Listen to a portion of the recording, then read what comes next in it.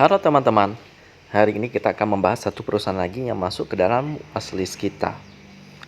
Kok ada perusahaan lagi yang masuk ke dalam watchlist? Bukannya udah dibahas review kemarin pada awal bulan. Nah, biasanya alasan kenapa saya bisa menambah watchlist saham saya itu karena perusahaan yang satu ini itu misalnya turnovernya nggak lebih dari 1 M.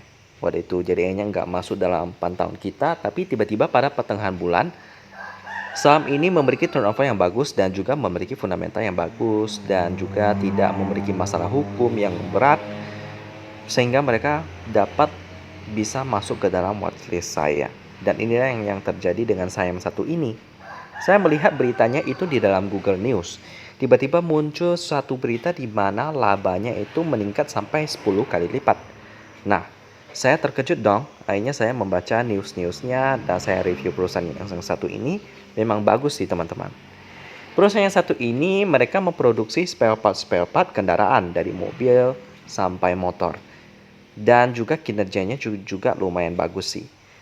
Karena mereka memiliki pelanggan-pelanggan yang bisa dibilang manufaktur kendaraan yang cukup besar, yakni seperti Honda, TVS, dan Suzuki pun ada teman-teman. Sehingga mereka mendapatkan cuan karena memiliki pelanggan yang sudah sangat percaya dan nyaman dengan produk-produk yang mereka keluarkan. Kita akan membahas perusahaan yang bergerak di bidang manufaktur spare part kendaraan dengan nama Dharma Polymeter Tbk atau dengan kode emiten DRMA. Kita panggil aja DRMA ya, karena memang penyebutannya lebih mudah seperti itu. Mereka ini sudah lama berkecimpung di bisnis yang satu ini. Sudah berapa lama? Kita akan lihat sejarah mereka. Di mana mereka sudah berdiri sejak tahun 1989. Kalau kita hitung-hitung itu berarti sudah sekitar 33 tahun teman-teman. Sudah lama banget bergerak di bidang usaha komponen otomotif untuk sepeda motor dan mobil. Mereka juga adalah salah satu anak perusahaan daripada Triputra Group. Bagi teman-teman yang tidak tahu Triputra Group, mereka juga memiliki perusahaan yang bergerak di bidang kelapa sawit. Diversifikasinya cukup kuat. Karena kalau kita lihat dari kelapa sawit dengan saudaraan dengan yang kendaraan, sebenarnya bidang mereka cukup jauh. Kalau misalnya untuk bidang kelapa sawit kan paling tidak ada memiliki saudara yang bergerak mungkin di bidang pabrik pengolahan kelapa sawit atau misalnya bergerak di bidang kue misalnya untuk konsumsi, karena kelapa sawit itu bisa diolah menjadi banyak produk seperti kue, bahkan bisa sabun juga dan juga produk-produk lainnya. Tapi DRMA ini berbeda. Mereka bergerak di bidang otomotif. Berarti ini bisa bilang bahwa diversifikasi daripada Triputra Group itu memang bagus banget teman-teman. Porsi Triputra di dalam perusahaan satu ini sebenarnya bisa dibilang pas-pasan saja. Yakni kalau kita lihat di shareholders composition di RT Business, PT Triputra Investindo Arya itu memegang 14%. Standar-standar aja karena memang pemegang saham terbesarnya itu PT Dharma Inti Anugrah teman-teman. Dan juga setiap grup yang dipegang oleh Triputra Group ini sebenarnya lumayan bagus. Seperti TAPG bagi teman-teman yang ingin tahu kelapa sawit, itu yang dipegang oleh Triputra Group itu juga lumayan mencatatkan keuntungan. Jadi bisa bilang diversifikasinya ini dua-duanya bisa menjadi pilar, menjadi pegangan bagi Triputra Group. Dan kali ini kita akan membahas salah satu anak perusahaannya yang bergerak di bidang otomotif. Produk-produk apa aja sih yang dihasilkan oleh DRMA ini? Kita akan lihat di sini. Mereka memproduksi berbagai jenis spare part. Untuk sepeda motor bisa kita lihat di sini. Untuk mobil juga kita dapat lihat di sini. Dan ini pelanggan mereka.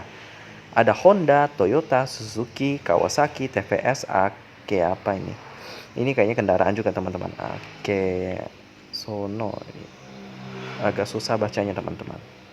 Dan itulah beberapa pelanggan daripada mereka. Dan inilah beberapa produk-produk mereka. Biasanya produk yang mereka produksi itu OEM atau Original Equipment Manufacturer. Jadi produk mereka yang produksi tapi nanti dipasarkan oleh perusahaan yang berbeda dengan standarisasi yang berbeda pula. Dan itulah kebanyakan biasanya kalau manufaktur itu memproduksi barang OEM. Ada roda 2, roda 3, roda 4, dan fastener. Ada banyak banget teman-teman. Ada juga stang, handle-nya juga, dan lain-lainnya. Ini yang untuk yang kendaraan 2 ya. Bahkan ada knalpot juga ada teman-teman. Ada banyak banget di sini, kita bisa lihat. Ini biasanya standarisasinya itu dari perusahaan-perusahaan seperti yang tadi kita lihat, ada Honda, ada juga Suzuki untuk kendaraan roda 2. Ada lagi yang roda 4, roda 3. Itulah beberapa produk mereka. Ya, kita lihat sejenak yang roda 4, begitulah. Ada juga knalpotnya juga. Jadi begitulah tentang pembahasan singkat sekilas tentang DRMA. Lalu sekarang kita akan melihat prospek daripada perusahaan yang satu ini ya. Kita bayangkan bahwa kendaraan itu sudah sangat mempermudah keseharian kita. Kalau kita kemana-mana yang jaraknya cukup jauh, kita memakai kendaraan, mau motor maupun mobil, itu kita perlukan. Tinggal bagaimana perubahan kendaraan tersebut. Kita lihat bahwa di Amerika sudah banyak kendaraan listrik. Tentunya untuk memproduksi spare part kendaraan listrik itu berbeda dengan kendaraan gas, kendaraan BBM. Sehingga DRMA ini saya pikir mungkin pasti memiliki strategi untuk dapat berubah atau menambah lini bisnis mereka ke dalam kendaraan listrik. Karena kita tahu sendiri kendaraan listrik kan nggak pakai knalpot, karena mereka tidak ada buangan yang bentuknya seperti itu, berbeda dengan BBM yang memerlukan knalpot. Sehingga saya pikir ke depan mungkin DRMA akan banyak memproduksi spare part kendaraan listrik, teman-teman. Dan itulah bagaimana perusahaan harus berinovasi. Saya pikir DRMA ini prospeknya cukup cerah, karena saya yakin bahwa DRMA ini memiliki rencana untuk memproduksi spare part kendaraan listrik.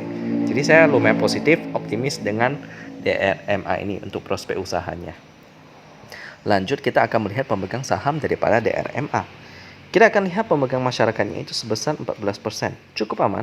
Dengan Dharma Inti Anugrah sebesar 47%. Hampir setengahnya loh teman-teman. Lalu kita lihat di sini nggak ada terlalu banyak masalah sih beritanya. Kecuali yang ini, daftar 697 perusahaan tambang yang ditegur Kementerian ESDM. Ini seharusnya tidak termasuk DRMA.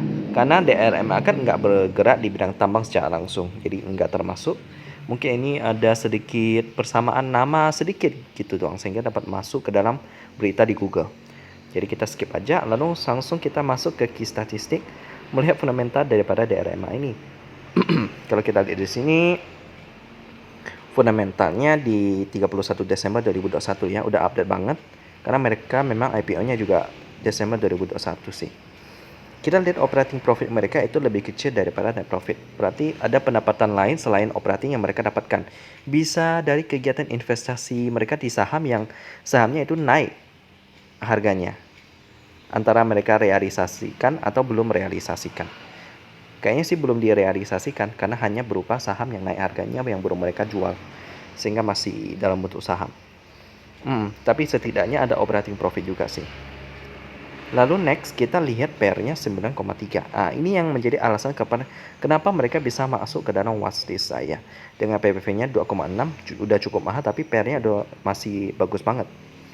By the way, harga IPO daripada DRMA ini kan 500, sekarang udah 600, berarti udah meningkat sekitar 20%.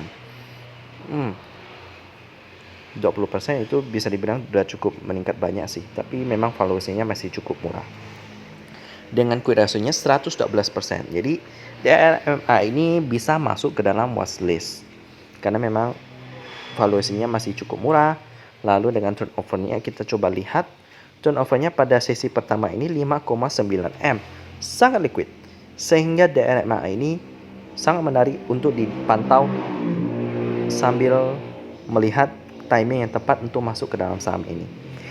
Demikian tentang pembahasan DRMA, saham yang masuk ke dalam watchlist di pertengahan bulan, cukup unik dan kadang-kadang bisa terjadi, yang bergerak di bidang manufaktur spare part kendaraan roda 2 dan roda 3 dan roda 4.